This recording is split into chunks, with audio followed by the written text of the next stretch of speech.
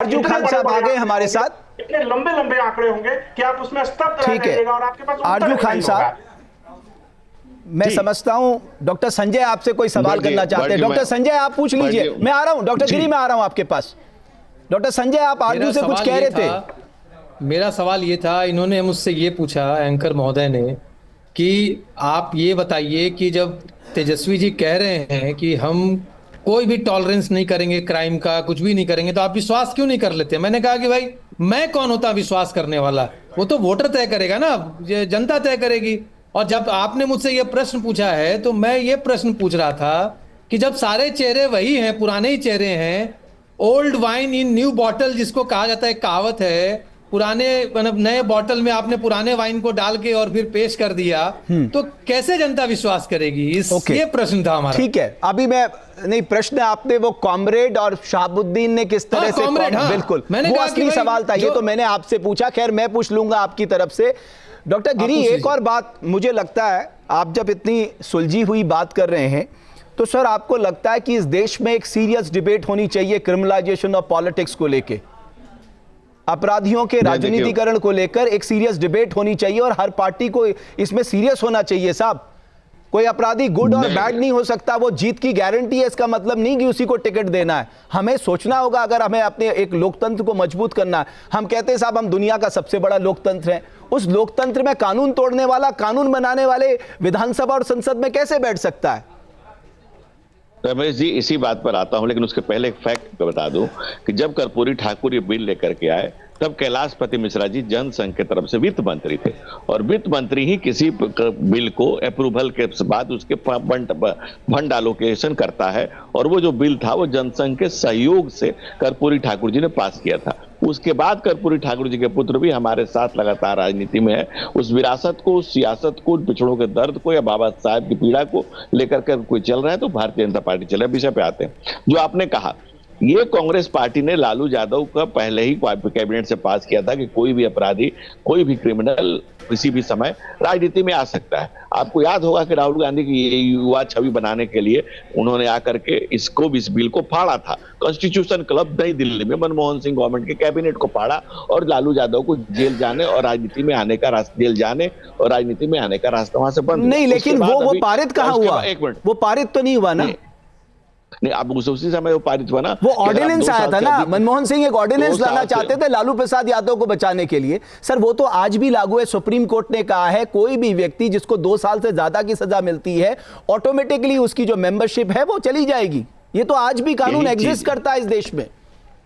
वही चीज अभी प्रधानमंत्री जी ने कहा और इसको बिल लाया गया है कि आपने देखा होगा कि अभी पॉलिटिकल सुधार, राजनीतिक सुधार बिल लाया जा रहा है कि भाई किसी पर अगर आप 1 महीना के लिए 30 दिन के भीतर आपको बेल नहीं मिलती है तो आपकी सदस्यता जाएगी। आप चाहे तो दोबारा से आकर के, जब हमारे कानून बनाने वाले लोगों ने कभी नहीं सोचा होगा कि कोई जेल में जाकर के भी, केजरीवाल ने इसका एग्जाम्पल है और साउथ में भी एक एग्जाम्पल है। नहीं सर, वो एक लार्जर डिबेट है, उसमें तो आप पे सवाल उठते हैं। आप किसी को भी उठा के जेल में बंद कर देंगे, 30 दिन तक उसकी जमानत नहीं होगी।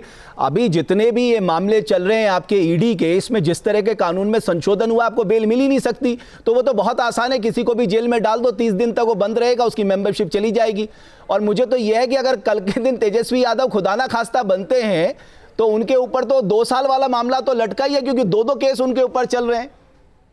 नहीं, यहाँ पर आप गलत है। कई केसेस उन पर चल रहे हैं, और तो केसेस तो उनके ऊपर इतने चल रहे हैं जिसकी कोई गिनती नहीं। और केसेस में आपको इंटरेस्टिंग बता दें, राबड़ी देवी जी के सगे भाई के वो चचा के लड़के को भी नौकरी दी गई है और उससे भी जमीन लिखवाई गई है और गवाह है। और उससे भी मजेदार बात यह है कि जो गवाह है सीबीआई और ईडी के केस में, उसमें से 90% लोग उसी जाति विशेष से हैं जिसकी राजनीति लालू जी करते हैं, उसी जाति विशेष के 90। और ये मैं कोई ऐसे हवा में नहीं कर रहा हूं, ये ऑन रिकॉर्ड गवाहों के बयानात हैं, गवाहों की लिस्ट है जो जाके कोर्ट में गवाही दे रहे हैं कि हमको नौकरी के बदले जमीन ली गई है। अब जब जमीर ही नहीं बची है, नौकरी देकर के जमीन ली जा रही है, जिनके पास न जमीर बची है न कुछ कहने के लिए बचा है। और अभी तो हर परिवार को नौकरी मिलेगी डॉक्टर धनंजय गिरी, अभी तो हर परिवार को नौकरी मिले। आप, मुझे मालूम है आपको खुशी इसलिए हो रही है क्योंकि आपको भी लग रहा है कि मिलेगी तो अच्छी बात है। नहीं, इससे लोग डर गए। बिहार में लोगों को लगता है कि हमारी जमीन मकान भी नहीं छोड़ोगे क्या? बिहार में 3,000 साल पहले डकैत हुआ रमेश जी, 33,000 साल पहले एक डाकू हुआ, उसका नाम था उंगली बार, जिस पर आप चर्चा कर रहे थे। लेकिन शायद आपको नहीं पता होगा, मैं आपको रिकॉर्ड भेज दूंगा। मगध के रिकॉर्ड में उस व्यक्ति का मां बाप ने नाम रखा था अहिंसक। अहिंसक नाम था उसका सरकारी रिकॉर्ड में। बिहार में उसी तरह से एक परिवार हुआ जिसने नाम दिया सामाजिक न्याय, लेकिन सामाजिक न्याय के नाम पर उसने पारिवारिक आय जमा की और दूसरों की जमीन, मकान, घर द्वार, गहना। अरे सर, अभी आपने पूरी कहानी अंगुली मार के इर्द गिर्द घुमा दी। जब अंगुली मार महात्मा बुद्ध के कहने पे बन सकता है, तो भाई दूसरे लोगों के जीवन में भी तो बदलाव आ सकता है। आप ये क्यों मान के चल रहे हैं कि 1990 से 2005 में जो हुआ वो आगे भी होगा? हो सकता है आज की वास्तविकता अलग है। हम कहां इस बात से इनकार कर रहे हैं, लेकिन आपको उसको दिखाना पड़ेगा ना। Morning shows the days. आपके ऊपर जो केसेस चल रहे हैं, जो जमीन मकान है, जो लोग चल के जाके गवाही दे रहे हैं, आपके सामने खड़ा होकर आपके रिश्तेदार गवाही दे रहे हैं कि हमसे जमीन लिखवाया, हमको जमीन दिया। आप तुरंत एक भाई जो जमीन तुम्हारी लिखवाई थी। आरजू खान साहब देखिए, आप तो एक अच्छा मैनिफेस्टो लाने की कोशिश कर रहे हैं, आपने बड़ी अच्छे वादे किए हैं। अब बीजेपी इसमें रंग में भंग डाल रही, कह रही ये तो जमीन लिखवा लेते हैं नौकरी देने के बदले, खतरा यहां ज्यादा है। ये अतीत में जाएंगे, मैं वर्तमान की बात करूंगा। देश के आदरणीय प्रधानमंत्री जी लाल किले पे खड़ा होकर कहते हैं, क्या कहते हैं? Make in India, skill India, develop India, metro train, बहुत हो गई महंगाई की बार अब की बात, मोदी सरकार पेट्रोल डीजल, ये सारी चीजों पे बात करते हैं ना। बुलेट ट्रेन चलाने की बात करते हैं, स्मार्ट सिटी देने की बात करते हैं। देश के पहले देश के प्रधानमंत्री जो लाल किले से झूठ बोलते हैं, देश के पूरी 140 करोड़ जनता जानती है और इसी की वजह से बिहार में भी इनको, और उसके बाद भी उनको 20 साल से बिहार की जनता समर्थन दे रही है। मैं तो आपकी बात से मान ही नहीं सकता। नहीं। अरे 20 साल से लोकसभा में वो जीत रहे हैं, विधानसभा में वो जीत रहे हैं, वो सच बोल रहे हैं, झूठ बोले, लेकिन जनता तो विश्वास कर रही है ना। आप एकदम सच कह रहे हैं, आप एकदम सच कह रहे हैं। जब देश का प्रधानमंत्री खड़ा होकर कहता है कि अगर ये सब चीजें मैं नहीं करूं तो कोई चौराहा चुन के बता देना और मुझे वहां पे फांसी के तख्ते पे चढ़ा देना, बिहार की जनता वो चौराहा ढूंढ के बैठी है, वो ढूंढ के बैठी है। और देखिए, दूसरे बात, जब देश के प्रधानमंत्री कहते हैं कि इन लोगों की जंगल जेल की सलाखों के पीछे, छगन भुजबल को जेल में डालने की बात करते हैं, हेमंत बिश्व शर्मा को जेल में डालने की बात करते हैं, अजित पवार को जेल में डालने की बात करते हैं, दुष्यंत चौटाला को जेल में डालने की बात करते हैं, इलेक्शन के बाद उनके कैबिनेट का मंत्री, उनके प्रदेश में जहां से वो जीतते हैं वहां का उसको डिप्टी सीएम।